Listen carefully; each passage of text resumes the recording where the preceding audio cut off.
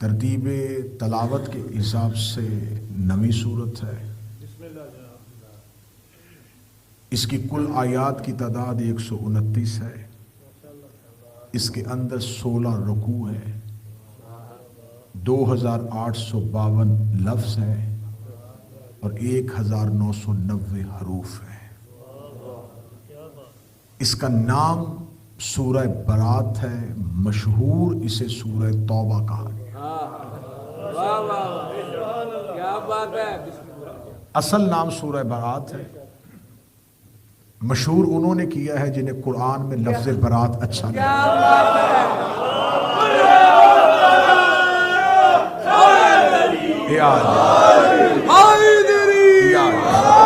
تبرنے والی صورت ہے، تو انہوں نے کہا کہ بہتر ہے کہ اس کا نام توبہ ہی مشہور کرے۔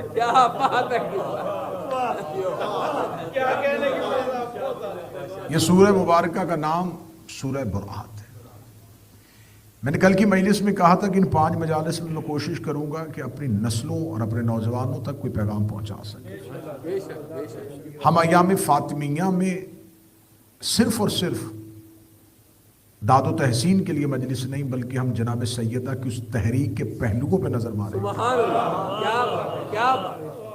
اتنی بڑی ہستی کا اتنا بڑا احتجاج، کیا وہ صرف ہمارے رونے اور گریے کے لیے تھا؟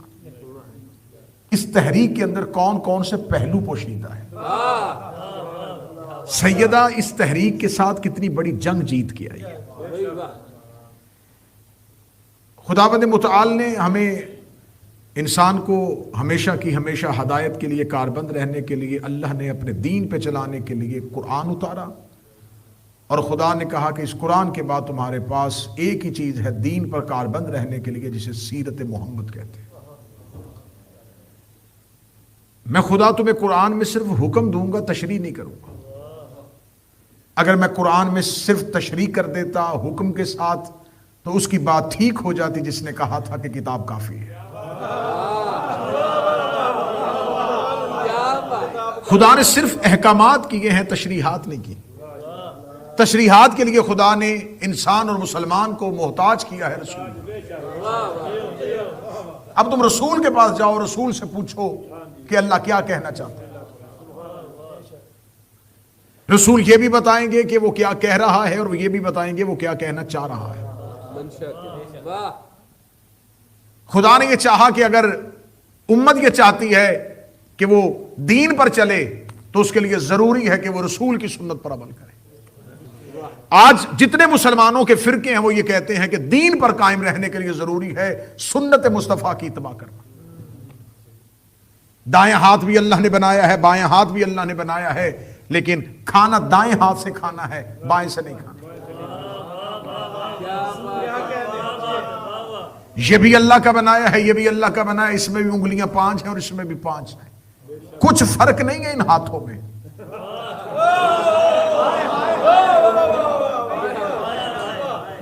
لیکن اس سے ہاتھ بڑھاؤ گے تو شریعت روک دے گی۔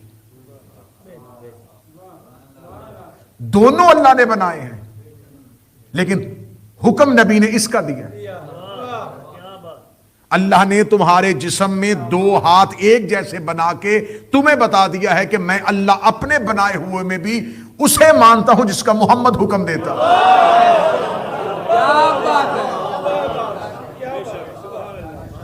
اب سنت مصطفیٰ کی اتباع کرنی ہے، سنت رسول کی پیروی کرنی ہے۔ ہم نے یہ دیکھنا ہے کہ رسول نماز کیسے پڑھتے تھے، روزہ کس وقت افطار کرتے تھے، زکوٰۃ کتنی دیتے تھے، حج کیسے کرتے تھے، کھاتے کیسے تھے، بیٹھتے کیسے تھے، سوتے کس پہلو میں تھے، چلتے کیسے تھے۔ یہ تمام کی تمام شریعت کی باتیں ہمیں رسول سے لینی ہے۔ رسول کی تمام باتیں ہم تک پہنچنے کے لیے ہمیں سیرت نبی کا مطالعہ کرنا ہے۔ یہ باتیں میں نے کل بھی کہا تھا کہ جب میں آپ کہوں تو آپ سے مراد آپ نہیں، سیرت النبی کا معائنہ کرنے کے لیے، سیرت النبی کا مطالعہ کرنے کے لیے مسلمانوں کے پاس احادیث کا ذخیرہ ہے جسے وہ سیاستہ کہتے ہیں۔ میں بہت سے تلخ حقائق آپ کے سامنے پڑھوں گا، ایک بہت سے کڑوے سچ آپ کے سامنے بیان ہوں گے۔ نبی اپنے بعد امت کو حوالے کر کے گئے تھے قرآن اور اہل بیت کے، امت نے کہا کہ ہم تک سنت پیغمبر پہنچ گئی ہے، سیرت رسول ہم تک پہنچ گئی ہے، احادیث پیغمبر ہم تک پہنچ گئی ہیں، دین ہمارے پاس مکمل ہے، ہمیں اہل بیت کی ضرورت نہیں۔ سیاستہ کے اندر مسلمانوں نے جو اپنی حدیث کی ذخائر جو 6 بڑی کتابیں بنائی ہیں، ان میں سے کل احادیث کی تعداد 34,170 ہے۔ 34,170 احادیث مسلمانوں نے اخذ کی ہیں نبی کی زندگی سے، کہ ان 34,170 حدیثوں کے اندر پورا دین بند ہے، ہم انہی حدیث سے پورا دین لیں گے۔ لیکن ظلم اور ستم یہ ہوا، ان 34,170 حدیث میں سے 7,500 حدیث جو بخاری نے اکٹھی کی، اس میں صرف 36 حدیثیں علی سے لی گئی۔ جو 7.5 احادیث مسلم نے اکٹھی کی، اس نے 38 احادیث صرف علی سے لی۔ اس کے بعد اگلا میں لفظ کہوں گا تو شاید آپ حیرانگی میں گم ہو جائیں کہ ایسا کیسے ہو سکتا ہے۔ 7,500 حدیث بخاری نے لی ہیں اور صرف ایک حدیث جناب زہرا سے لی، صرف ایک حدیث جناب سیدہ سے لی گئی ہے، صرف ایک حدیث۔ اب ان تمام حدیث سے مسلمانوں نے دین لیا، جس میں کل تعداد ملا کے اگر کی جائے تو 34,170 احادیث میں سے 56 احادیثیں ایسی ملیں گی جو ڈائریکٹ علی سے لی گئی ہیں۔ کل تمام اہل بیت کی حدیث کو ملایا جائے اور جتنے ذخائر ہیں حدیث کے ان کو اکٹھا کیا جائے، جتنے بھی حدیث ہیں، صرف 6 نہیں، 6 کے علاوہ بھی جتنے مسند ہیں ان کو بھی حدیث کے ذخائر کو اکٹھا کیا جائے، تو ان ہزاروں حدیث میں سے 1700 حدیث اہل بیت سے لی گئی۔ اور اس کا مطلب ہے کہ یہ جتنا دین مسلمانوں کے پاس ہے یہ مائنس اہل بیت ہے۔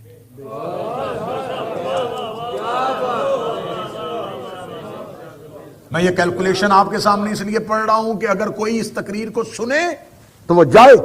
اب تو آپ کو لائبریریاں چھاننے کی ضرورت بھی نہیں، آپ کے پاس اب تو زمانہ اور ترقی کر گیا، اب تو آپ گوگل سے نکل کے اے آئی میں آ گئے، جائیں جا کے ریسرچ کریں، تحقیق کا دروازہ کھولیں کہ وہ رسول کا خاندان، وہ رسول کی اہل بیت۔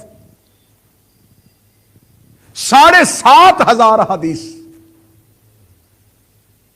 اور سیاستہ کے اندر 5,374 حدیثیں صرف ایک صحابی سے لی گئی ہیں جس کا نام ابو ہریرہ، جو 2.5 سال رسول کے ساتھ رہا، صرف 2.5 سال رسول۔ اور میں کل والی مجالس میں بتاؤں گا کہ یہ جس سے سب سے زیادہ حدیثیں لی ہے اس نے کس سے لی تھی۔ ہمیں اسلام کے اندر سے چھپے ہوئے وہ یہودی نکالنے ہیں۔ میں یہ تمام کی تمام تقاریر صرف اس لیے کر رہا ہوں تاکہ میں جب آخری تقاریر میں پہنچوں اور میں آپ کے سامنے یہ بیان کروں کہ جناب زہرا کے سامنے حدیث پڑھ کے زہرا کو جھٹلایا گیا تھا، تو آپ کو پتا چلے یہ حدیثیں آئیں کہاں سے تھی۔ ہمیں اس چھت کو گرانا ہے جس کے نیچے یہ پورے کا پورا مذہب بند کیا گیا۔ 2.5 سال نبی کے ساتھ رہے، 5,374 حدیث کہہ دی، اور وہ علی جس نے آنکھ کھولی اور نبی کی گود تھی، اور نبی نے آنکھ بند کی تو علی کی گود تھی۔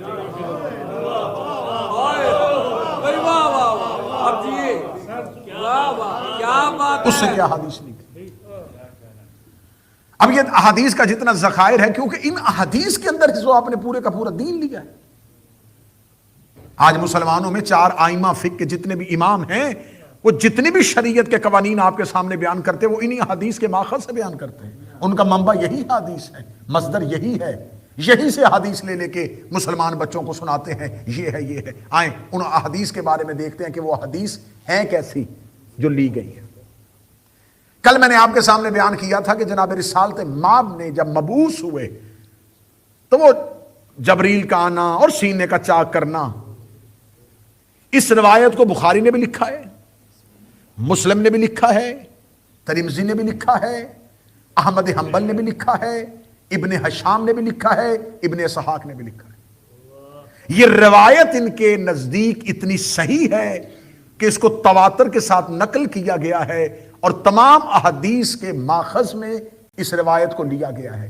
اس روایت کا میں آغاز کرنے لگا ہوں، یہ روایت شروع کہاں سے ہوتی ہے؟ یہ روایت کس نے بیان کی؟ وہ کہتے ہیں یہ روایت، اس کے ترک علیحدہ علیحدہ ہیں، مختلف لوگوں سے ہے، لیکن جو ماسٹر مائنڈ ہے جہاں سے یہ روایت نکلتی ہے وہ یہ کہتے ہیں کہ عروہ بن زبیر وہ کہتا ہے کہ میں نے حضرت عائشہ سے سنا۔ وہ یہ کہتے ہیں، سنیے گا، کسی کی تنقید کرنا مقصد نہیں ہے، حق پہنچانا مقصد۔ کیا بات ہے سبحان اللہ۔ عروہ ابن زبیر کہتا ہے کہ میں نے حضرت عائشہ سے سنا کہ وہ کہتی ہے۔ اب یہ حدیث بالکل انہی الفاظ کے ساتھ آپ کو ملے گی کہ رسالت مآب کو غار ہرا میں جانے سے پہلے سچے خواب آیا کرتے تھے۔ رسول غار ہرا میں گئے، تنہائی میں بیٹھے ہوئے تھے، یا جبرائیل امین آئے، انہوں نے آ کے رسول کو پروں میں لیا اور جکڑا، اور جکڑنے کے بعد کہا اقرا، پڑھ۔ اور رسول خاموش دیکھتے رہے، اور انہوں نے پھر دوبارہ پروں میں لیا، جھنجھوڑا اور جھنجھوڑا، اقرا، پڑھ۔ رسول پھر خاموش رہے، اسے تیسری دفعہ سختی کے ساتھ جھنجھوڑا، اقرا، پڑھ۔ اور رسول نے آگے سے کہا انا بکاری، میں ان پڑھ ہوں۔ اب یہ روایت سنیے گا، روایت پہلے سن لیں، بالکل لفظ ب لفظ میں پڑھ رہا ہوں آپ کے سامنے۔ اگر آپ کہیں گے تو ابھی میں فون میں سے آپ کے سامنے روایت کا مکمل متن پڑھ دوں گا۔ رسول نے کہا میں ان پڑھ ہوں۔ پھر تھوڑی دیر کے بعد جبریل نے کہا میں پڑھوں تو میرے پیچھے پیچھے پڑھ، اقرا باسم ربک الذی خلق۔ رسول نے پڑھا، پڑھنے کے بعد رسول واپس پلٹے اور گھر آئے، اور جناب خدیجہ کے پاس آ کے کہا زملونی زملونی، جلدی کر مجھے کوئی چادر اڑا دے۔ اور جناب خدیجہ دوڑ کے گئی ورقہ بن نوفل کے پاس، اور اسی حدیث میں اسی روایت کے آگے لکھا ہوا ہے کہ ورقہ کے پاس اس لیے گئی کہ وہ عربی اچھی لکھ لیتا تھا۔ اب یہ مکمل روایت ہے۔ میں نے کہا تھا کہ اگر کوئی تحقیق کرنے والا ہو، فارسی زبان کا ایک محاورہ مشہور ہے کہ دروغگو حافظہ نباشت، جھوٹے کا حافظہ نہیں ہوتا۔ جھوٹ کی سب سے بڑی خامی یہ ہے کہ اسے یاد رکھنا پڑتا ہے۔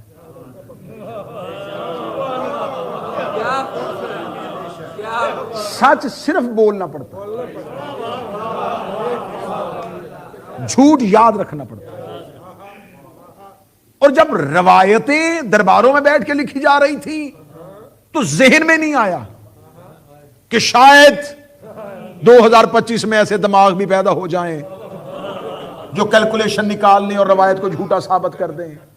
یہ روایت کس نے لی ہے؟ میں نے کہا اس کو زہری سے بھی لیا گیا ہے، اس کو مختلف لوگوں نے لیا ہے، لیکن وہ سارے کے سارے جہاں پہ آ کے جوائنٹ ہو جاتے ہیں وہ ہے عروہ اور حضرت عائشہ۔ عروہ کہتا ہے کہ میں نے حضرت عائشہ سے سنا۔ اب آئیے دیکھتے ہیں علم الرجال میں جا کے یہ عروہ کون ہے۔ یہ عروہ ہے زبیر کا بیٹا۔ بنی امیہ اور بنی عباس کے درمیان ایک دور زبیریوں کا بھی دور آیا، وہ جنہوں نے مکہ پہ قبضہ کیا تھا، حجاز میں قبضہ کیا اور خانہ کعبہ پہ غلاف کو آگ لگی تھی۔ یہ زبیر بن عوام، یہ اسی کا بیٹا ہے عروہ۔ یہ حضرت عائشہ کا سگا بھانجا ہے، حضرت عائشہ اس کی خالہ ہے۔ یہ کہتا ہے کہ میں نے حضرت عائشہ سے سنا۔ یہ بھی ترک ماں ہمیں قابل قبول ہے، ٹھیک ہے، بھانجا خالہ سے سن لیتا ہے، گھر میں بیٹھے بات ہوئی ہوگی تو سن لی، روایت نقل کر دی، لیکن بات آگے جا کر رک گئی ہے۔ میں ویڈیو کیمرے کی موجودگی میں بیان ریکارڈ کروں، کیونکہ حضرت عائشہ نے یہ پورا واقعہ جو بتایا ہے یہ بعثت پیغمبر کا ہے، اور خود انہوں نے اپنی کتابوں میں آگے جا کے لکھ دیا تھا کہ حضرت عائشہ کی جب شادی ہوئی تو عمر مبارک 9 سال تھی۔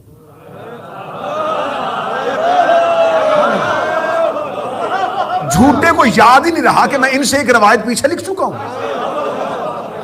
آگے آگے لکھ دیا جب شادی ہوئی تو عمر مبارک 9 سال تھی۔ اگر عمر مبارک 9 سال تھی تو جب رسول کی بعثت ہوئی ہے تو ان کی عمر -6 سال ہے۔ متوجہ بات کی جا رہی ہے؟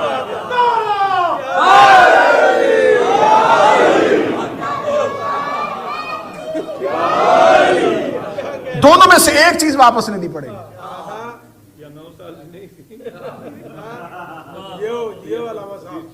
یہ ہم عمدہ طریقے سے پیغام پہنچا رہے ہیں کہ اگر آپ نے یہ روایت لی ہے تو یہ کس طریقے سے آپ نے ان سے لے لی؟ وہ کیسے کہہ سکتی ہیں کہ وہ غار ہرا سے جب واپس پلٹے جبکہ وہ دنیا میں ابھی آنے میں 6 سال باقی ہے؟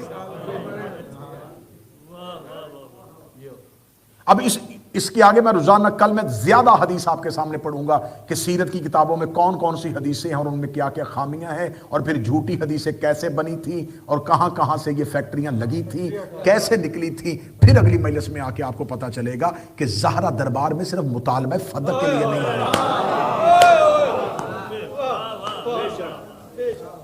سیدہ کی تحریک بہت بڑی تھی، اس سے پہلے کیا کچھ ہو چکا تھا، کیا کچھ ہو رہا تھا اور کیا کچھ ہونے والا تھا، جس کے لیے جناب زہرا دربار میں۔ اب یہ ایک حدیث ایک روایت میں نے آپ کے سامنے بیان کیا، اس روایت کا اگر پوسٹ مارٹم کیا جائے تو اس روایت کے اندر یہ نکلا ہے۔ ایسی بے شمار روایات ایسی ہیں جن کو جلدی جلدی لکھا گیا، لیکن یہ پتہ ہی نہ چلا کہ ہم کن کے نام منسوب کر کے یہ لکھ رہے ہیں۔ اب مجھے پھر اپنے موضوع کی طرف پلٹنا ہے تاکہ ہم نتیجے تک پہنچ سکیں کہ مذہب اسلام کے اندر اسرائیلیات کہاں سے آئی، یہودیت کا عنصر مذہب اسلام میں کیسے داخل ہوا۔ آج مسلمان مولوی سوشل میڈیا پہ آ کے کہتے ہیں کو کا بائیکاٹ کر دو، یہودیوں کی پروڈکٹ ہے۔ آؤ میں تمہیں بتاؤں کہ یہودیوں کی کون کون سی پروڈکٹ اور بھی ہے۔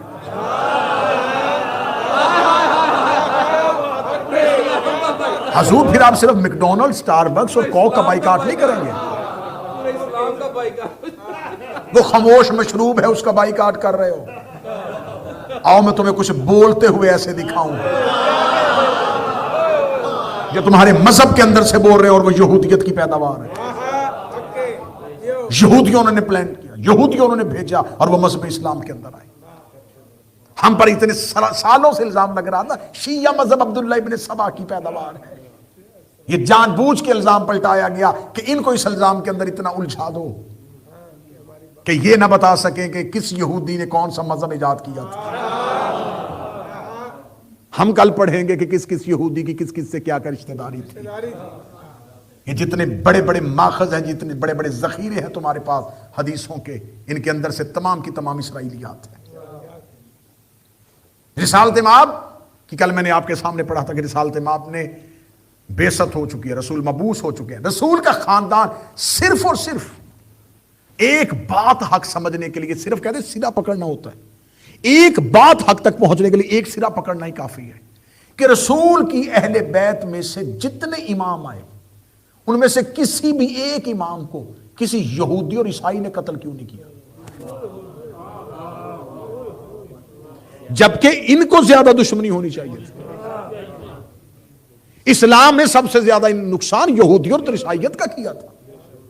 ان کے مذہب مٹ گئے تھے اسلام کے آنے کے بعد، جن کے مذہب اسلام نے مٹائے تھے وہ نبی کی اولاد کو نہیں کچھ کہہ رہے، اور ہر امام کا قاتل مسلمان نکل رہا۔ تو پھر یہ ماننا نہیں پڑے گا یہودی معصوم نہیں تھے، وہی یہودی تھے جو مسلمان ہو کے اسلام کے اندر آ چکے۔ دشمنی یہودیت کی تھی اور آگے نام نہاد مسلمان۔ موضوع پسند ہے یا نہیں؟ اب رسالت مآب جب مکہ کو فتح کرتے ہیں، میں اسی سے آغاز کر لیتا ہوں کیونکہ تقریریں دن تھوڑے ہیں، ہمیں جلدی جلدی سفر کر۔ رسالت مآب مکہ فتح کرتے ہیں، جب مکہ فتح ہوتا ہے تو جب فتح مکہ میں، یہ 8 ہجری کا واقعہ ہے، 7 ہجری کو خیبر فتح ہو چکا ہے، کیونکہ یہودی جو تھے، یہ جو کل کی مجلس میں نہیں آئے تھے ان کو تھوڑا سے کل کی مجلس میں نے آپ کے سامنے بیان کیا تھا کہ یہودیوں نے آسمانی کتابوں میں پڑھا ہوا تھا،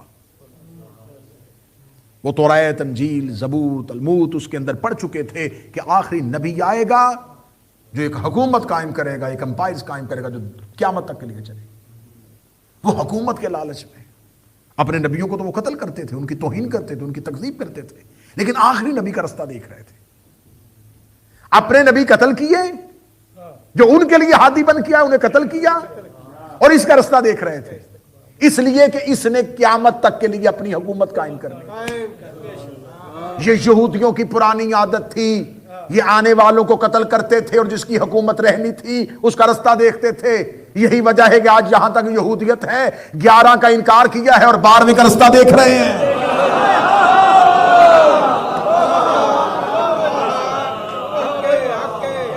11 اماموں کو نہیں مانا، پہلے خلفاء کو مانتے رہے، ائمہ فقہ کو مانتے رہے، اور جب 12ویں کا لفظ آیا تو کہا امام مہدی. اب یہاں کہو نا حضرت مہدی. اب یہاں رضی اللہ بھی نہیں کہا جا سکتا، اس لیے کہ اپنی کتابوں میں لکھ چکے ہیں کہ علیہ السلام نے پیچھے نماز پڑھنی ہے.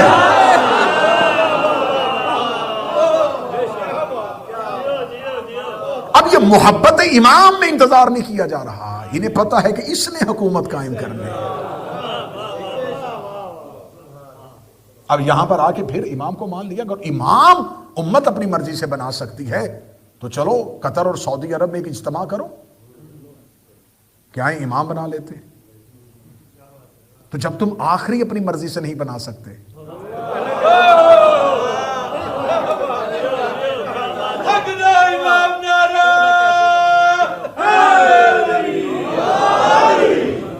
تو پہلا امام اپنی مرضی سے کیسے. رسالت امام. اب یہ یہودی جو تھے، یہودی آ کے آباد ہو رہے تھے، اور یہ ان کا مرکز یمن تھا، یہ یمن میں رہتے تھے. پھر انہوں نے یمن میں عیسائیوں کا قتل عام کیا، اور اتنا قتل کیا کہ ایک بہت بڑی خندق کھود کے ہزاروں عیسائیوں کو زندہ جلا دیا. اس واقعے کو قرآن میں اصحاب الاخدود کے نام سے یاد کیا گیا، خندق میں گرنے والے لوگ جن کو خندق میں گرا کے جلایا گیا تھا. پھر اس کے بعد ان کو خبر تھی کہ وہ آنے والا ہے اور وقت یہی آ رہا ہے. اتنا یہ نبی کو پہچانتے تھے کہ قرآن کہتا ہے، قرآن اس کی گواہی دے رہا ہے، قرآن کہتا ہے کہ یہودی نبی کو اتنا جانتے تھے جتنا اپنے گھر کے بچوں کو جانتے. یہ نبی کی نشانیاں اتنی جانتے تھے کہ آپ نے اپنے بچوں کو سلیبس میں پڑھایا ہوگا یا آپ نے خود اپنے بچپن میں پڑھا ہوگا کہ جب حضرت ابو طالب رسول کو لے کے شام گئے تو بحیر راہب، اس نے رسالت امام کو دیکھا، اس کا رئیس مکہ قریب آ، یہ کون ہے؟ حضرت ابو طالب نے رسول کو چھپایا، فرمایا کہ میرا بھتیجا ہے. کہنے لگے اسے واپس لے جا مکہ، اسے آگے لے کے گیا تو شام کے یہودی سے قتل کر دیں گے. اس کا کیوں قتل کریں گے؟ حضرت ابو طالب نے کہا، اس نے کہا میں سمجھ گیا ہوں یہ آخری نبی ہے. اور یہ بات سلیبس میں لکھ دی ہے کہ بحیرہ راہب عیسائی پادری کو پتا چل گیا کہ نبی ہے.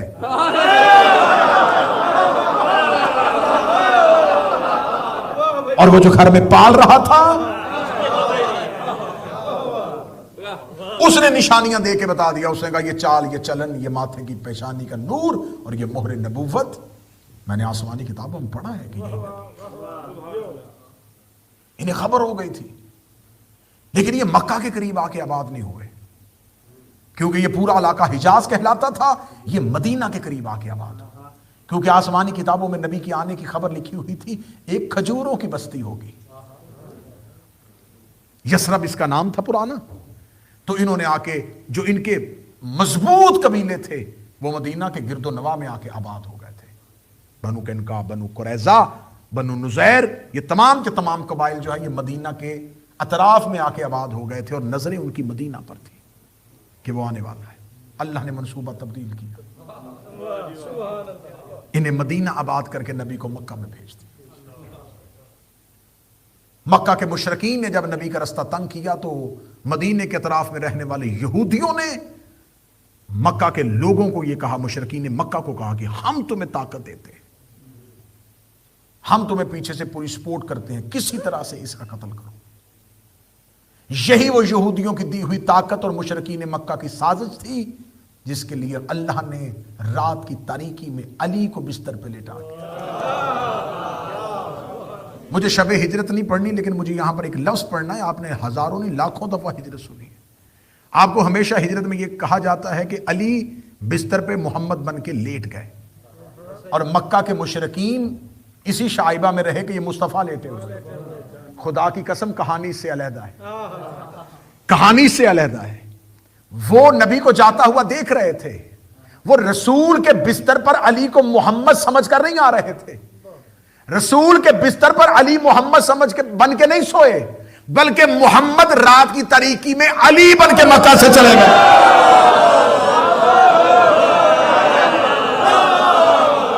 انہوں نے مصطفیٰ کا رستہ کیوں نہیں روکا؟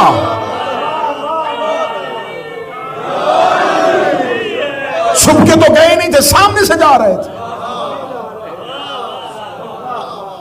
انہوں نے حصار توڑ دیا کہ علی جا رہا ہے، کیونکہ مشرکین کا سب سے زیادہ نقصان ہی علی نے کیا تھا.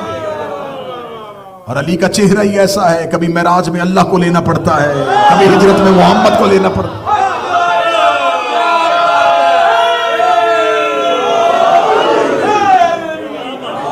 سب سے زیادہ مشرکین کا نقصان کس نے کیا تھا؟ امیر المومنین.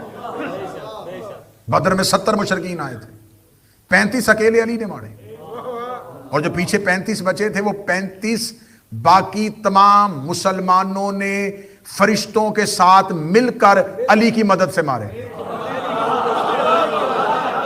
دھیان آپ کا کہیں چلا گیا.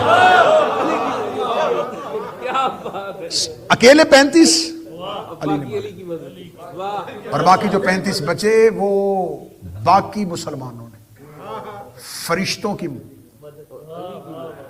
علی کی مدد سے، کیونکہ فرشتے بن کے نہیں لڑ رہے تھے.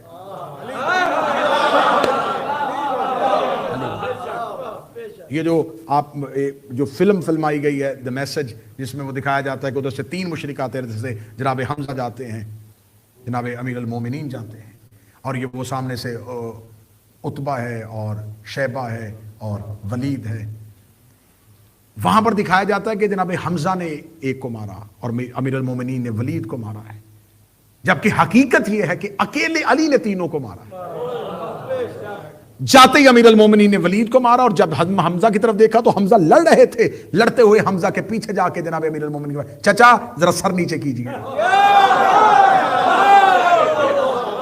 اور ایک ہی وار کے ساتھ بدر میں علی لڑ رہے ہیں، احد میں علی لڑ رہے ہیں. تو مشرکین علی کی تلوار سے واقف تھے. رسول کو سلایا، علی کو سلایا، رسول کو بھیج دیا. جب رسول مدینہ جا کے رسول آباد ہو چکے تو اب یہودیوں کو پتا چل گیا کہ وہ مدینے پہنچ چکا ہے، لیکن نبی کی طاقت میں روز بروز اضافہ ہو رہا تھا. 6 ہجری میں، یہ ذہن میں یہ تاریخیں ضرور رکھیں، 7 ہجری میں خیبر فتح ہو گیا. خیبر یہودیوں کا گڑھ تھا، مرکز تھا. خیبر کس نے فتح کیا؟ قلعہ کاموس پہ اوپر اسلام کا علم کس نے نصب کیا؟ وہ 7 یہودیوں کے مضبوط ترین قلعے کس نے گرائے؟ علی نے. اب یہودی پسپا ہو گئے، یہودی پیچھے ہٹ گئے. اب یہودی سامنے آ کے علی کا مقابلہ نہیں کر سکتے تھے. جن کی پیچھے طاقت تھی، جب وہی ڈر گئے تو اب جو مکہ میں بیٹھے ہوئے تھے اب سر ہلا رہے. میں مثال دے دوں، اگر امریکہ بہادر ہی کسی ملک سے معافی مانگ لے تو اس کی اماں پہ لڑنے والے جو ہیں وہ تو فوراً بھی جھیڑ جائیں گے، کیونکہ جو مشرکین مکہ میں تو شیر بنے ہوئے تھے یہودیوں کی وجہ سے. پیسہ یہودی دے رہے تھے، اسلحہ یہودی پہنچا رہے تھے.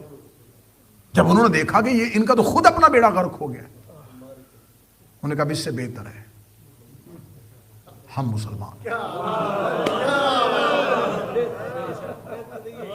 یہ جو مسلمان ہوئے انہیں اسلام نے مسلمان نہیں کہا، تلکا کہا. ان کے لیے لفظ اسلام کے اندر تلکا کا آیا، آزاد کیے ہوئے غلام.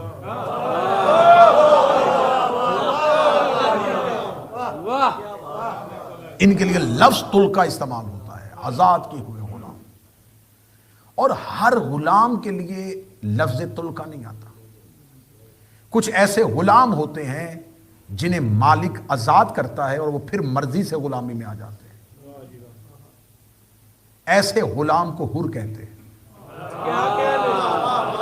عربی زبان میں پڑھنا، حر بھی غلام، عبد بھی غلام. غلام کے کئی معنی ہیں. جو غلام دیا جائے وہ کسی کی ہاتھ بکے پھر وہاں سے آزاد ہو اور پھر غلامی میں آ جائے، اس کے لیے لفظ اور ہے. ایک غلام ہو جسے بازار میں جا کے بیچ دیا جائے، وہ اپنی قیمت اپنی محنت سے ادا کرے پھر اپنے پچھلے مالک کے پاس واپس آ جائے، اس کے لیے لفظ اور ہے. ہر غلام کے لیے لفظ اور ہے.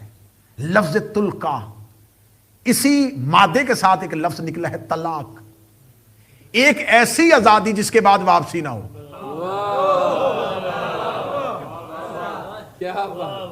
تلکا ایسے غلاموں کہا جاتا ہے کہ یہ وہ غلام ہے جو آزاد کیے، اب ہمیں واپس نہیں چاہیے. کیا بات ہے، کیا بات. اب رسالت مآب نے جب مکہ فتح کیا 7 ہجری میں خیبر فتح ہو چکا ہے اور 8 ہجری میں رسالت مآب جو ہیں وہ مکہ فتح کر چکے ہیں. مکہ فتح ہو چکا ہے اور تلکا جو ہیں وہ اسلام کی تلوار، روب، دبدبے، خوف کی وجہ سے مسلمان ہو چکے ہیں. اور اسلام کی پالیسی یہ ہے کہ اگر کوئی کلمہ پڑھ لے اور زبان سے اقرار کر لے، پھر اس کے دل کی جو حالت اور کیفیت ہے اس کا فیصلہ روز جزا پہ چھوڑ دو. اگر یہ فیصلہ زمین پر ہی ہونا شروع ہو گیا تو پھر ہر کوئی اپنے ہاتھ میں قانون لے لے گا، پھر اللہ کی عدالت کے دن کا کوئی انتظار نہیں کرے گا. یہ اسلامک دین ہے، یہ اسلامی فلسفہ ہے. اب یہ لوگ جو کہتے ہیں کہ رسالت مآب کو پتہ تھا تو یہ کیوں نہیں ہوا، یہ کیوں نہیں ہوا، یہ کیوں نہیں ہوا، تو اگر آپ کے ذہن کے مطابق اللہ نے دین بنانا تھا تو پھر آپ کے ذہن کے مطابق تو آپ اعتراض اللہ پر بھی کر دیں گے. جب اللہ کو پتا تھا کہ فرعون نے اسے نہیں ماننا، اس نے اسے پیدا کیوں کیا؟ اللہ نے نمرود کو زندگی کیوں دی؟ اللہ نے قارون کو دولت کیوں دی؟ تو پھر یہ لفظ کیوں جو ہے وہ صرف علی اور رسول تک نہیں رکے گا، پھر وہ اللہ تک چلا جائے گا. لہٰذا خدا یہ جانتا تھا، خدا یہ سمجھتا تھا بس ٹھیک ہے انہوں نے زبان سے کہہ دیا ہے، ان کا زبان سے کہا بھی قبول ہونا چاہیے. تلکا کہہ کے ان کو آزاد کر دیا گیا، انہیں معاف کر دیا گیا، ان کے لیے معافی کا اعلان کر دیا گیا. 7 ہجری یہودی ختم، 8 ہجری فتح مکہ. اب یہ جو مسلمان ہوئے، اب یہ یہاں سے ہجرت کر کے جب مدینہ کی طرف پہنچتے ہیں، اب یہاں خدا قرآن میں ان کے لیے ایک پوری سورت اتار دیتا ہے جسے سورہ منافقون کہتے ہیں. کیا بات ہے، کیا بات. اور خدا قرآن میں مکمل کھول کے مرض النفاق علی اہل المدینہ من اہل المدینہ، مدینہ کے رہنے والوں میں سے کچھ نفاق پہ ڈٹے ہوئے تھے. یہ لفظ خدا نے قرآن میں کہا ہے، ڈٹے ہوئے تھے، رہتے بھی نبی کے پاس تھے اور ڈٹے ہوئے تھے. ممبر سے یا قرآن پڑھا جاتا ہے یا حدیث پڑھی جاتی ہے.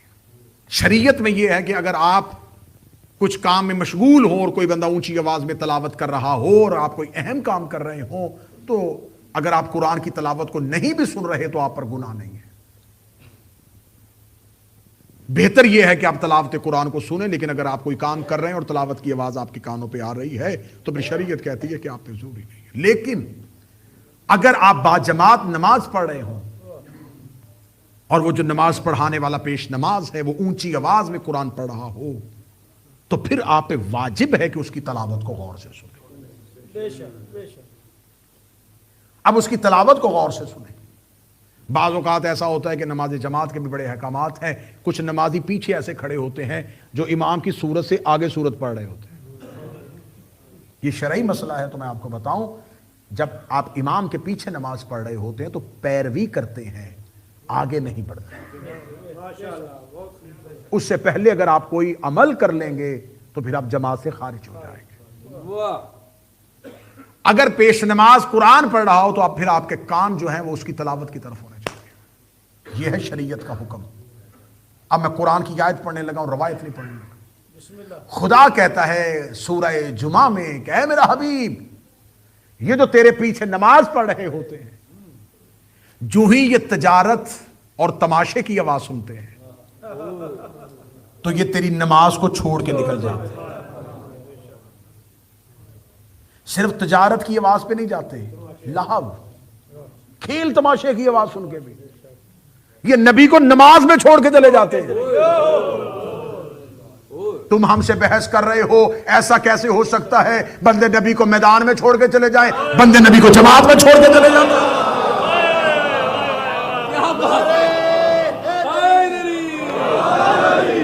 اب جو نبی کو حالت نماز میں چھوڑ کے چلا جائے وہ بتائے گا کہ قرآن کیا کہہ رہا ہے.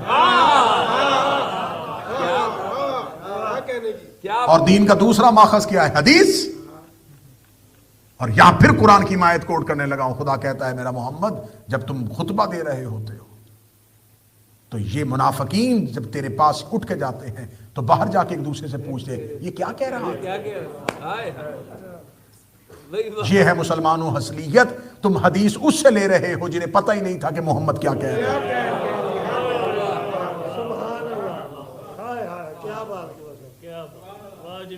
جنہیں یہ نہیں پتا تھا کہ نبی قرآن جب پڑھ رہا ہے تو نبی کو چھوڑ کے نہیں جاتے، اور جب نبی حدیث پڑھ رہا ہو، خطبہ دے رہا ہو، تو پھر نبی کی بات سنتے ہیں۔ جو نہ قرآن سنتے تھے نہ حدیث سنتے تھے، انہیں کیا پتا ہے کہ تفسیر قرآن کیا ہے اور حدیث پیغمبر کیا ہے۔ اب مدینہ میں آ کے رسالت مآب نے 7 ہجری 8 ہجری میں فتح مکہ ہوئی۔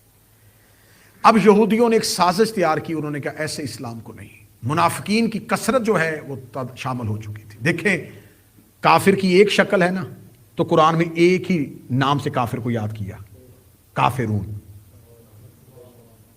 اللہ نے کافروں کے لیے دوسرا نام ہی تجویز نہیں کیا، ایک جیسے تھے، خدا نے کہا کافرون۔ مسلمانوں کی ایک شکل ہوتی، خدا ایک ہی صورت بھیجتا، مسلمون۔ مسلمانوں کی شکلیں 2 تھیں، اللہ نے صورتیں بھی 2 بھیجی، مومنون۔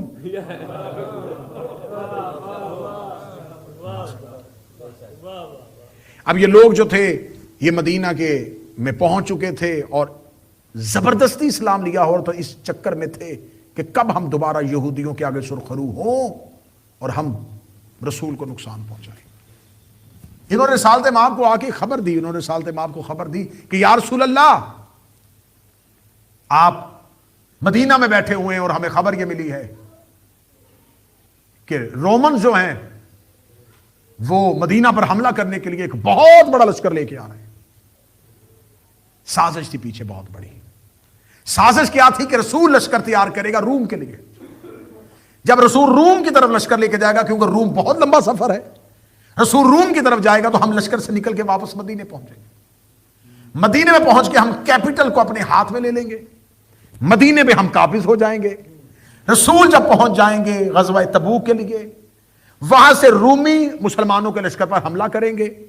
جب مسلمان وہاں سے واپس پلٹیں گے مدینہ، تو مدینہ ہمارے قبضے میں آ چکا ہوگا، مدینے میں ہم نے دوبارہ اپنی حکومت قائم کر لی ہوگی، اور مدینہ اور روم کے درمیان میں مسلمانوں کا رسول اس کا لشکر کچل دیا جائے گا اور اسلام ختم ہو جائے گا۔ رسالت مآب نے بھی پورا لشکر تیار کر لیا۔ رسالت مآب نے کہا ٹھیک ہے، لشکر لے کے نکلتے ہیں روم کی جانب۔ جب رسول لشکر لے، منافقین اندر سے خوش ہو رہے ہیں، ہمارا منصوبہ تو کامیاب ہو گیا، رسول تو واقعی تو تبوک کی طرف جا رہے ہیں۔ رسالت مآب نے پورا لشکر تیار کیا۔ جب پورا لشکر تیار ہو گیا، گھوڑوں میں بیٹھ کے اب یہ جانا شروع ہوئے۔ جب لشکر نکلنا شروع ہو گیا، ایک ایک کر کے منافقین واپس پلٹ رہے، اور وہ تمام بہانے کتابوں کے اندر لکھے ہوئے۔ یا رسول اللہ، ہم اس لیے نہیں جا رہے کہ یہ ہو جائے گا، ہم اس لیے نہیں جا، کچھ ایسی وجوہات ہیں جو منبر سے بیان بھی نہیں کی جا سکتی۔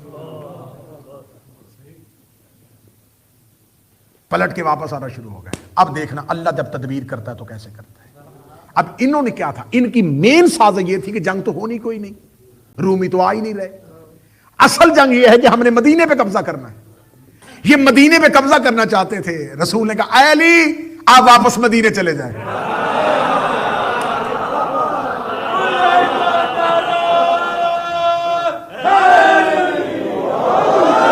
یا علی آپ نہ جائیں، آپ واپس مدینے چلیں۔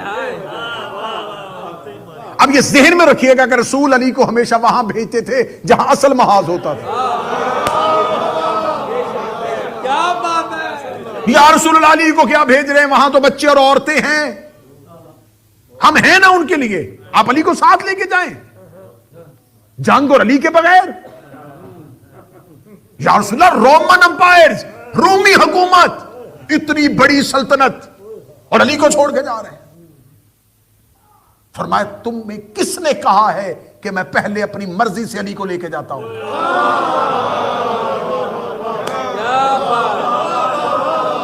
کیا تم بھول گئے کہ خدا نے کہا تھا محمد کل علم اس کو دینا؟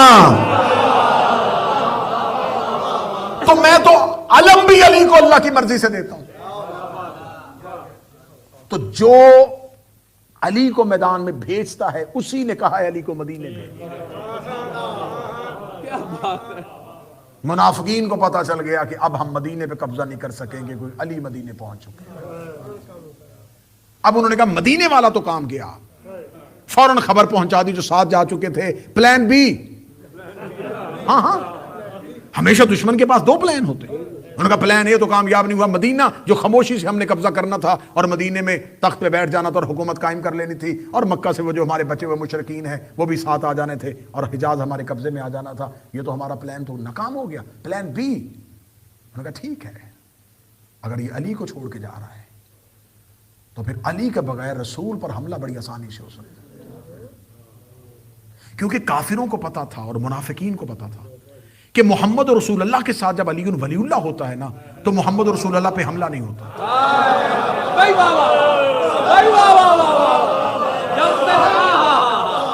ان کی ہمیشہ سے کوشش یہ رہی ہے کہ علی ولی اللہ ہٹاؤ تاکہ محمد رسول اللہ پہ حملہ ہو سکے. علی ولی اللہ محمد رسول اللہ کی دیوار کا نام, حصار مصطفیٰ کو ولایت علی کہتے ہیں. اب انہوں نے کہا اگر علی نہیں ہے تو مصطفیٰ اکیلے ہیں, تو پھر ایسے کرتے ہیں کہ اب نبی پر حملہ بڑا آسان ہو جائے گا. اور پھر وہ عقبہ کا واقعہ, جنگ تو ہونی نہیں تھی, رومن تو جنگ کے لیے آمادہ ہی نہیں تھے. قریب پہنچے, رسول کو پتا چل گیا کہ کوئی لشکر نہیں آ رہا, کچھ بھی نہیں ہے, یہ سب جھوٹ فراڈ تھا. رسالت ماں واپس پلٹے, عقبہ کی پہاڑی کے اوپر گئے. وہ تو منافقین پیچھے بچ گئے تھے پلان بی کے لیے. انہوں نے کہا علی ادھر ہے, مصطفیٰ پہ حملہ کرو. رسالت امام نے پہاڑی کے اوپر سے سب لشکر کو پہاڑی کے نیچے سے جانے کا, کہ زیادہ لمبا واقعہ نہیں سنانا. رسول پہاڑی کے اوپر تھے, حضرت عمار یاسر کے ہاتھ میں رسول کی اونٹنی کی مہار تھی اور حذیفہ اونٹنی کو ہانک رہے تھے. یا 12 منافقین پیچھے سے نکلے اور بھاگے رسول کے گھوڑے اونٹ کے پیچھے تاکہ رسول کو پہاڑی سے دھکا دے. قتل رسول کی سازش لے کے جیسے, اور یہ واقعہ ہر ایک مورخ نے لکھ دیا ہے. حقیقت ہوتی وہ ہے کہ جو دیواریں پھاڑ کے باہر آئے, لکھ دیا انہوں نے سب نے. کسی نے انکار نہیں کیا کہ جیسے ہی رسول عقبہ کی پہاڑی کے اوپر گئے, رات کی تاریکی, انہوں نے پیچھے سے آ کے اپنے گھوڑے دوڑائے. گھوڑے دوڑا کے انہوں نے کہا کہ ہم رسول کی اونٹنی کو یہاں سے دھکا دے دیں گے. جب پیچھے سے گھوڑوں کے ٹاپوں کی آواز آئی جو تیزی کے ساتھ چڑھ رہے تھے, رسالت امام کی آواز ہے حذیفہ, پیچھے کچھ لوگ آ رہے. حذیفہ ان کے گھوڑوں کے منہ پہ چابک مار. رات کی تاریکی تھی, انہوں نے چہرے پہ نقاب لیے ہوئے, جناب حذیفہ نے ان کے گھوڑوں کے منہ پہ چابک مارے, اور گھوڑا تیزی کے ساتھ چڑھائی چڑھ رہا ہو اور آگے سے کوئی مارے تو گھوڑا پیچھے سے نکلتا ہے. گھوڑے پچھلے قدم دوڑے, ہمارے یاسر نے تیزی کے ساتھ رسول کی اونٹنی کو دبایا. رسول عقبہ کی پہاڑی سے نیچے اتر گئے. حذیفہ کا سانس پھولا ہوا پیچھے. رسالت امام نے کہا حذیفہ بندوں کو پہچانا. حذیفہ نے کہا یا رسول اللہ سواریاں پہچان لی ہے.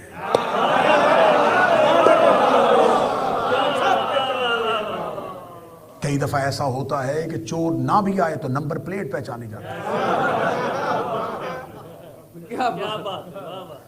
میں نے سواریاں پہچان لی ہیں. رسالت امام نے کہا آؤ حذیفہ میں تمہیں بتاؤں یہ کون تھے. رسول نے جناب حذیفہ کو سارے نام بتا, اس لیے جناب حذیفہ یمانی کا لقب ہے صاحب سر رسول, رسول کا رازدار. کیونکہ رسالت امام ان ناموں کو ایکسپوز نہیں کرنا چاہتے. رسول اگر کر دیتے دین وہیں پہ ختم ہو جاتا. میں بچوں کو سمجھانے کے لیے کہتا ہوں کہ یہاں پر بریڈ فورڈ امام بارگاہ کے اندر ایک ایسا ادارہ بنے کہ ہم چھوٹے بچوں کی اصلاح اور تربیت کے لیے اور خواتین کی تربیت کے لیے ایک عملی قدم اٹھانے لگے ہیں, اور ہم ایک تنظیم, ایک تحریک کا آغاز کرنے لگے. سارے بریڈ فورڈ کے لوگ کہیں یار بہت اچھا کام کیا, یہ تو بہت اچھا کام کیا. ہمارے بچوں کو اصلاح کی ضرورت تھی, خواتین کے لیے تعلیم و تربیت کی ضرورت تھی. تمام آپ کی باتوں کو سراہ رہے ہوں. جن کو آپ کا پیغام اچھا نہیں لگتا وہ آپ کے پیغام میں مختلف خامیاں نکال رہے. نہیں, پیسے اکٹھے کرنے کا بہانہ ہے, یہ بس ایسا ہی کچھ ہوگا. لوگ کہیں نہیں بھائی کچھ بھی نہیں, وہ بڑا اچھا قدم لے کے آ رہے ہیں. پہلی میٹنگ اور پہلی میٹنگ کے اندر ہی آپس میں اختلاف ہو جائے کہ صدارت کس کی ہوگی اور وزارت خزانہ کس کے پاس ہوگی اور نائب صدر کون ہوگا, اور اتنی لڑائی ہو کہ ایک دوسرے کا سر پھاڑ دیا جائے. اس کے کتنے سال تک دوبارہ وہ تحریک دوبارہ جنم نہیں لے سکتی. لوگ کہیں گے چھوڑیں, ان کی باتوں پہ نہ آئیں. کل کتنی اچھی باتیں کر رہے تھے اور آج کیا کر رہے ہیں. اسلام روم تک چلا گیا تھا, اسلام ایران تک چلا گیا تھا. اگر رسول ان کے نام ایکسپوز کر دیتے اور ان کے لیے قتل کا حکم دے دیتے, وہ جہاں اسلام پہنچ رہا تھا وہ کہتے کیا ہوا, وہ جو کل مسلمان میں مار دیے, ہمیں مسلمان ہونے کا کیا فائدہ. یہ مسلمان کرے گا قتل کر دے گا، اسلام رک جاتا۔ رسالت امام نے کہا حذیفہ میں تمہیں نام بتا رہا ہوں، حذیفہ نبی کے بلیک باکس کا نام ہے، بلیک باکس، کیا بات ہے، جس کے اندر پورا ڈیٹا محفوظ پڑا ہوا ہے۔ حذیفہ نے کہا نہیں یا رسول، اب محبت کرنے والا ہے نا حذیفہ، تڑپ کے کہہ رہا نہیں یا رسول اللہ ایسا کیسے ہو سکتا ہے، انہوں نے اتنی بڑی جسارت کی اور لوگوں کو بتائیں بھی نہ یہ کون ہے، یا رسول اللہ کچھ کرے، یا رسول اللہ آپ کے سامنے بول نہیں سکتا، کوئی ایسی چیز ضرور کرے کہ ان کے چہرے بے نقاب ہو۔ رسالت امام نے کہا چل ٹھیک ہے پہنچنے دے مدینہ میں جا کے بتا دوں گا۔ صحابہ نے کہا یا رسول اللہ یہ کون تھے کون تھے کون تھے؟ فرمایا نشانیاں سن لو، یہ 12 لوگ تھے، ان میں سے 4 دبیلہ کے مرض کے ساتھ مریں گے۔ دبیلہ ایک پھوڑا ہوتا ہے واہ واہ، جو ایسا نکلتا ہے کہ انسان اس کی تکلیف کو برداشت نہیں کر سکتا۔ اب ساری باتیں آپ نے مجھ سے ممبر سے نہیں کروانی ہیں، آپ جا کے خود بھی دیکھیے گا کہ کون کون اس مرض سے مرا تھا۔ رسالت امام نے کہا دوسری نشانی سن لے حذیفہ اور بتا دے جہاں جہاں تک پیغام پہنچتا ہے، اگر یہ میری زندگی میں مرے تو میں جنازہ نہیں پڑھاؤں گا، اگر یہ میرے بعد مرے تو میرا وسیع جنازہ نہیں پڑھائے گا۔ کیا بات ہے،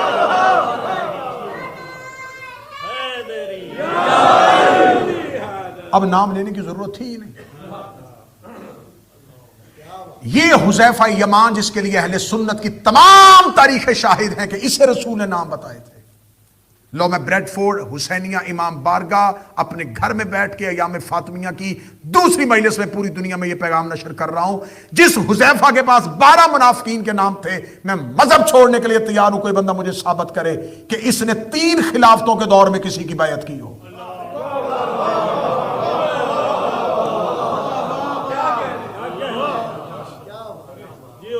اس نے 3 خلافتوں کے دور میں کسی خلیفہ کی بیعت کی۔ یہ گھر میں روبو گوشہ نشین ہو گیا تھا، پہلی بار بیعت کے لیے گھر سے نکلا جب علی منبر پہ بیٹھا، اور یہ حذیفہ ہی کا جملہ تھا جو آج بھی تاریخ میں محفوظ ہے۔ حذیفہ نے مسجد میں آتے ہی کہا شکر ہے کہ مجھے زندگی میں حق اپنی جگہ پہ نصیب ہوا، میں نے اپنی زندگی میں حق کو اس کی جگہ پہ دیکھ لیا۔ اب یہ دوسری سازش جو یہودیوں کے ساتھ مل کے ہو رہی تھی، اب 7 ہجری 8 ہجری اور 9 ہجری، ایک چھوٹا سا میں واقعہ یہاں پہ کوڈ کروں، میں زیادہ پڑھ گیا اور کل اسی تفصیل کو لے کے آگے بڑھوں گا کہ رسالت امام نے اسی سورہ مبارکہ برات کی تبلیغ کے لیے جب مکے بھیجا تھا تو پہلے ایک صحابی کو بھیجا تھا، آپ جاؤ۔ حضرت ابو بکر کو رسول نے کہا کہ تم جاؤ اور جا کے سورہ برات کی تبلیغ کرو۔ فوراً جبریل امین نازل ہوئے کہ خدا کہہ رہا ہے، اور یہ لفظ اہل سنت کی کتابوں میں لکھے، مسند احمد بن حنبل نے اس کو، مستدرک حاکم نیشاپوری نے اس کو لکھا ہے کہ فرمایا یا آپ خود جائیں یا اس کو بھیجے جو آپ میں سے ہے۔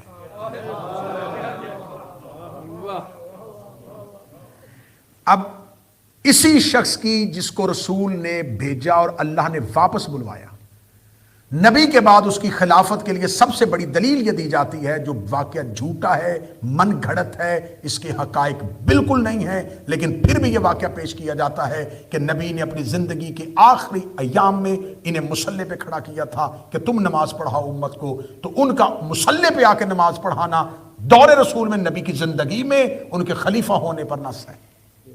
اس کے علاوہ کوئی نص مجھے کوئی بندہ بتائے کہ ان کے پاس کوئی نص ہو، وہ کہتے ایک ہی نص ہے کہ نبی کی زندگی میں یہ مصلی پہ آ گئے تھے، یہ نبی کی زندگی میں مصلی پہ آئے، لہٰذا یہی شرط ہے کہ نبی کے بعد یہ خلیفہ ہوں گے۔ پہلی بات تو یہ ہے کہ یہ بات ہی غلط ہے کہ نبی نے مصلی دیا ہو۔ اگر مان بھی لیا جائے کہ نبی نے دیا تھا تو جس نبی نے مصلی دیا اسی نے کہا تھا کہ سورت لے کے جا، سورت نبی نے دے کے بھیجی تھی، معزول اللہ نے کر دیا تھا۔ نبی جسے بھیجے اور اللہ بغیر علی کے کسی کو قبول نہ کرے، جب اللہ علی کے بغیر محمد کا بھیجا قبول نہیں کرتا تو محمد کا مصلی پہ کھڑا کیسے قبول کرے؟ کیا بات ہے، نسب رسول کرے، معزول اللہ کرے، واہ، جبکہ صرف اور صرف یہ نسب اور ازل صرف اس لیے تھا کہ رسول نے کہا کہ میں بھیج کے بتاؤں تاکہ انہیں پتا چلے کل کو یہ نہ کہیں کہ ہر جگہ پہ علی کو بھیجتے ہیں۔ یہ ذاتی محبت ہے، میں بتاؤں یہ ذاتی محبت نہیں، میں اطاعت پروردگار کا کاربند ہوں۔ اللہ مجھے سوائے علی کے کسی کو کچھ کرنے ہی نہیں دینے دیتے۔ پھر ہم کل کی گفتگو میں رکیں گے غدیر اور پھر غدیر کے بعد میں رسول کی زندگی میں ہونے والے تمام اور پھر یہودیوں کا اسلام کے اندر جتنا نقصان اور احادیث کے ماخذ اور احادیث کے مجموعے کو بدلنا، یہ تمام چیزیں آپ کو بتائیں گی کہ ان تمام چیزوں کے بعد جب آپ سنیں گے کہ زہرا کا دروازہ جلایا گیا تو آپ کو پتہ چلے گا کہ یہ آگ تیار کہاں سے ہوئی تھی۔ جناب زہرا کا قتل حادثہ نہیں تھا، سازش تھی، کیونکہ رسول کے بعد جو علی کے سامنے سب سے مضبوط دیوار تھی اس کا نام فاطمہ تھا۔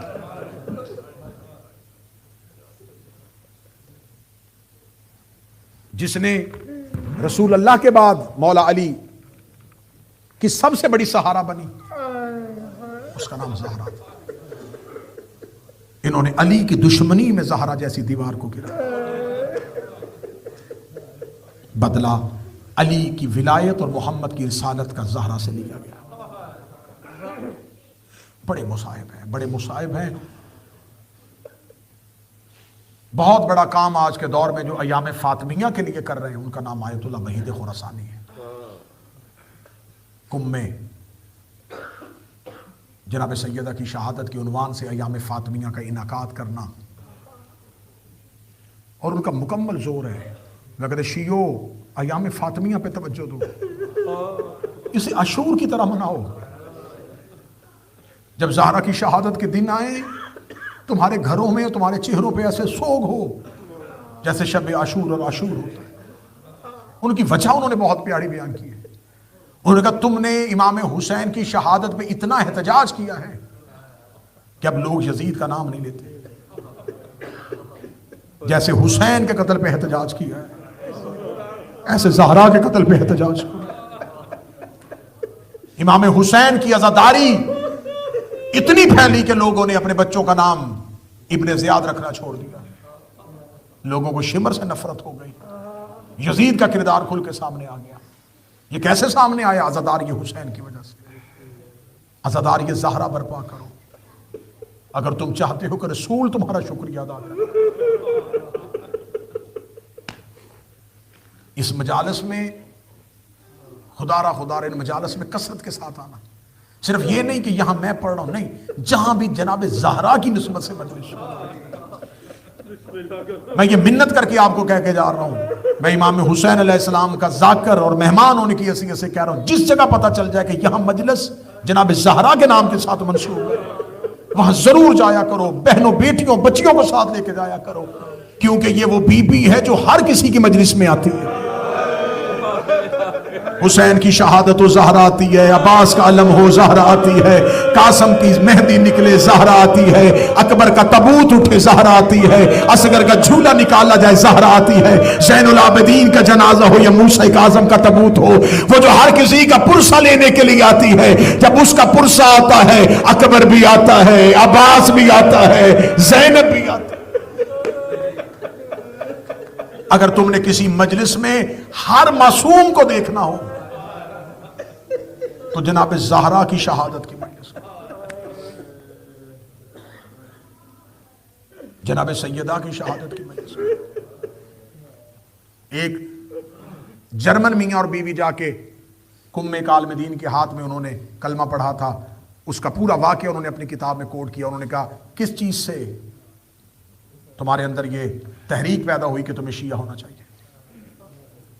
اس جرمن انگریز خاتون نے کہا کہ میں نے تو اسلام کو سٹڈی نہیں کیا تھا، تو پھر شیعت کی طرف متوجہ کیسے ہوئی؟ اس نے کہا ایک دن کھیلتے ہوئے میری بچی گر گئی، سیڑھی سے گری اور اس کی پسلی ٹوٹ گئی۔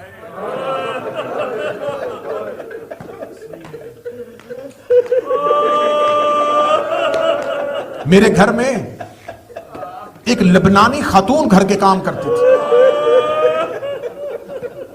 میں نے ڈاکٹرز کے پاس بڑا علاج کروایا، کوئی علاج نہیں تھا۔ وہ کہتے میری بچی کی تکلیف اتنی بڑھ گئی نہ وہ سو سکتی تھی نہ وہ لیٹ سکتی تھی. وہ ماں کہتی میں نے بچی تکلیف میں دیکھ کے میں نے یہ دعا کرنی شروع کر دی کہ میری بچی کو موت آ جائے, مجھے اس کی تکلیف برداشت نہیں ہوتی. وہ کہتی جو میرے گھر میں کام کرتی تھی, ایک دن اس نے مجھ سے ڈر کے کہا ایک نسخہ میں بتاؤں. کہتی کون سا؟ کہتی تو میرے رسول کی بیٹی سے واسطہ لے, ہمارے پروفٹ کی جو بیٹی تھی نا اس سے دعا کر. وہ کہتی میں نے کہا اس سے کیسے دعا کروں؟ وہ کہتی میں بے چین تھی, میں تڑپ رہی تھی, مجھ سے میری بیٹی کا تڑپنا دیکھا نہیں جاتا. اس لبنانی خاتون نے میرے سر پہ چادر رکھی. وہ کہتی میں نے روتے ہوئے کہا اے محمد کی بیٹی, تجھے تیرے ٹوٹے ہوئے زخمی پہلو کا واسطہ. وہ کہتی میں اپنے کمرے میں روتی ہوئی دعا کر رہی تھی, یا میں نے اپنی بیٹی کو بستر سے اٹھ کے چلتے ہوئے دیکھا.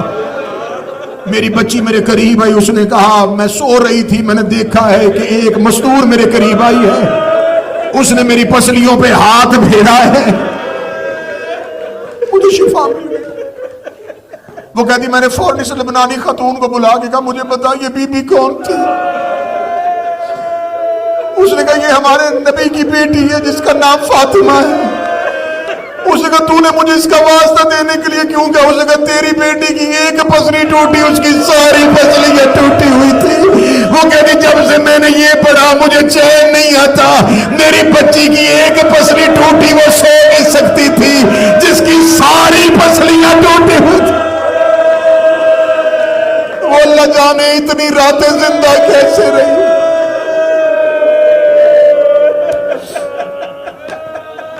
ہر روز میں جناب زہرا کے مصائب پڑھوں, 5 مجلسیں تو بہت تھوڑی ہیں, سال پورا صرف زہرا پڑھا جائے.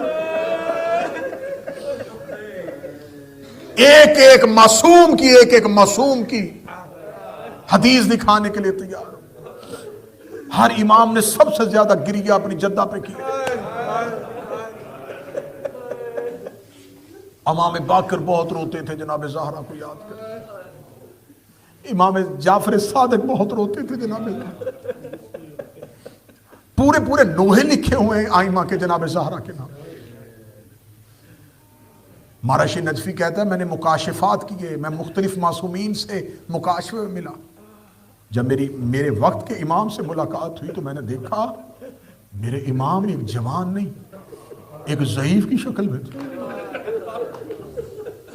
کہتا میں نے فوراً کہا کہ مولا میں نے جو نشانیاں پڑھی تھی وہ نشانیاں تو ایک جوان کی تھی, مولا آپ تو ضعیف ہے. یہ کہنا تھا. مرشی کہتا ہے کہ میں نے اپنے وقت کے امام کو دیکھا, ان کی مٹھی میں کچھ تھا, وہ کھولتے تھے چیخ مارتے تھے. امام فرماتے مرشی جب میں یہ مصائب یاد کرتا ہوں میری داڑھی سفید ہو جاتی ہے, میری کمر جھک جاتی ہے, مجھ سے یہ مصائب برداشت نہیں ہوتے. مرشی کہتا میں نے کہا ضرور حسین کی شہادت کو یاد کر رہے ہیں. میں نے کہا مولا کہیں آپ کو اپنے جد حسین کا گھوڑے سے گرنا یاد تو نہیں آ رہا؟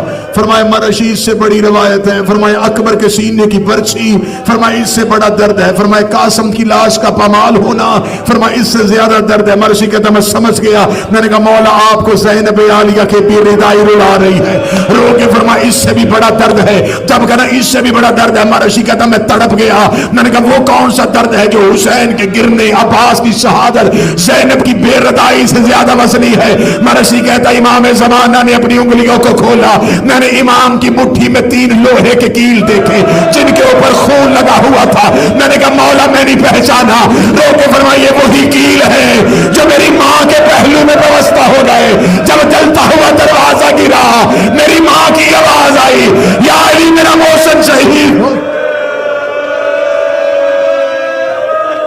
اکبر کی برچھی سے زیادہ رلاتی ہے ہم سیدوں کو جناب زہرا کی مصیبت. نسخہ کیمیا دے کے جا رہا ہوں, کوئی دعا قبول نہ ہوتی ہو.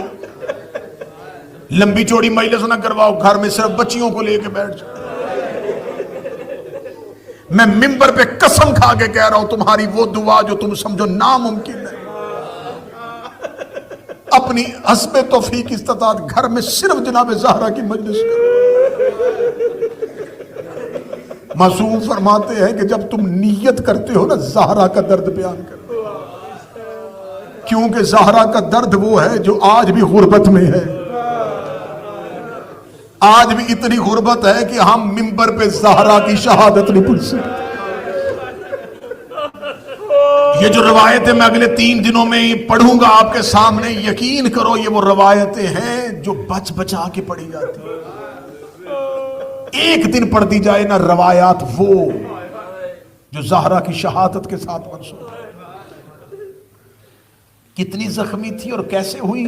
وحید خراسانی کا جملہ پڑھنے لگا تھا، وحید خراسانی کا ایک جملے نے مجلس تمام کر دی تھی۔ میں نے خود قم میں یہ جملہ ایک بار سنا اور پھر اس کے بعد وہ جملے کے بعد کسی نے مجلس نہیں سنی۔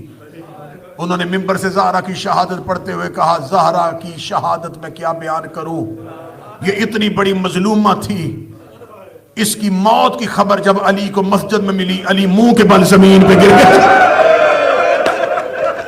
وہ فاتح خیبر علی چہرے کے بل زمین پہ آیا، علی مسجد میں ایسے چلے جیسے اکبر کی لاش پہ حسین گئے تھے۔ علی رو رو کے کہہ رہے تھے میری محسنہ ماری گئی اور میری مدافعہ ماری گئی، میری ولایت کی مبلغہ ماری گئی۔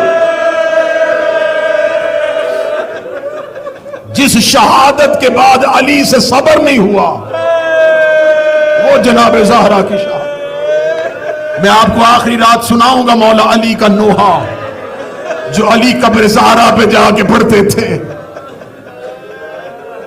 رلا گئی زہرا کی موت کے بعد علی ضعیف ہو گئے۔ بڑا درد ہے جناب زہرا کی شہادت میں۔ کل میں نے پڑھا تھا ماں کا دنیا سے جانا، جب خدیجہ کبریٰ شہزادی دنیا سے گئی تو جناب زہرا کی حالت کیا تھی۔ آج مجھے بتانا ہے زہرا کی یتیمی جب بابا دنیا سے گیا، جب رسول نے آنکھیں بند کی ہیں، اس وقت حجرے میں امیر المومنین تھے، حسنین کریمین تھے اور جناب زہرا تھے۔ یہ وہ بیٹی ہے جو آتی تھی تو باپ منبر سے اٹھتا تھا، یہ وہ بی بی ہے جو آیا کرتی تھی تو رسول اپنی جگہ پہ منبر پہ بٹھاتے تھے۔ اب وہی بیٹی قریب دیکھ رہی ہے، باپ تنہائی میں بستر پہ آخری سانسیں لے رہا ہے، زہر مل چکی ہے رسول کو۔ اس کے مقدر میں صرف بیٹوں کی زہر نہیں، اس کے مقدر میں بابا کی زہر بھی ہے۔ رسول کی آخری سانسیں اور رسول نے ایک دفعہ آنکھیں کھولی۔ زہر کی شدت سب سے زیادہ کہاں ہوتی ہے؟ سینے میں۔ اب میں جملہ پڑھوں گا جس کے گھر میں بیٹی ہے وہ ماتم کرنا۔ رسول کی آواز ہے یا علی فاطمہ کہاں ہے؟ یا رسول اللہ یہ آپ کے پہلو میں بیٹھی ہے۔ فرما فاطمہ سے کہے اپنا سر میرے سینے پہ رکھ۔ روتی ہوئی زہرا نے اپنا سر بابے کے سینے پہ رکھا۔ رسالت ماں نے اپنی چادر زہرا کے چہرے پہ دے لی۔ اب چادر کے نیچے دو ہی چہرے ہیں، یا باپ کا چہرہ ہے یا بیٹی کا چہرہ ہے۔ امیر المومنین حسن اور حسین چادر کے باہر کھڑے ہیں، رسول نے اپنی ابا زہرا کے چہرے پہ دی، زہرا کا سر اپنے سینے پہ رکھا، اپنی باہوں کے اندر اپنی بیٹی کا سر لیا۔ رسول کی آواز آئی زہرا میرے بعد اپنا خیال رکھنا، زہرا میرے بعد زیادہ دیر رونا نہ۔ جناب فاطمہ رو کے کہتی ہے بابا مجھے اپنے بعد جلدی بلا لینا، بابا تیرے بعد میں زیادہ زندہ رہ نہ پاؤں گی۔ باپ اور بیٹی باتیں کر رہے تھے، رسول کی آواز آئی یا زہرا میرے بعد تیرے اوپر بڑی مصیبتیں پڑنی ہے۔ رو کے کہتی ہے بابا تیری مصیبتوں کے لیے تیار کھڑی، مجھے اتنا بتا تیرا دین بچ جائے گا۔ فرمایا زہرا میرے بعد علی کو تنہا نہ چھوڑنا۔ رو کے کہتی تیرے سینے کی قسم کھاتی ہوں جیسے علی نے آپ کو تنہا نہیں چھوڑا ویسے تیری بیٹی علی کو تنہا نہیں چھوڑے گی۔ رو کے کہتے یا علی میرے بعد زہرا علی کا خیال رکھنا۔ علی کو میرے بعد رونے نہ دینا، علی کو میرے بعد تنہا نہ رہنے دینا، علی کو مدینے کے لوگ سلام نہیں کریں گے، علی کی لوگ بیعت نہیں کریں گے، علی کو اکیلا کر دیں گے۔ سارا رو کے کہتی بابا تیرے سینے پہ سر رکھ کے قسم کھاتی ہوں، تیرے بعد ایک ایک دروازے پہ علی کی ولایت کے لیے جاؤں گی، مجھے درباروں میں جانا پڑا جاؤں گی، مجھے بازار میں جانا پڑا جاؤں گی۔